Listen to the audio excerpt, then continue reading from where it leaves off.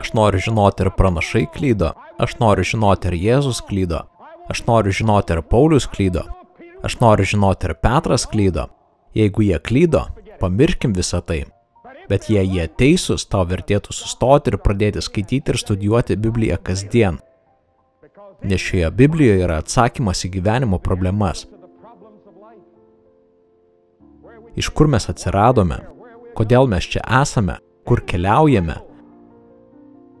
Šioje Biblijoje Dievo apreiškime tau, kuris gali tave transformuoti ir pakeisti tavo gyvenimą ir padaryti tave pilnu vyru ar pilna moterimi.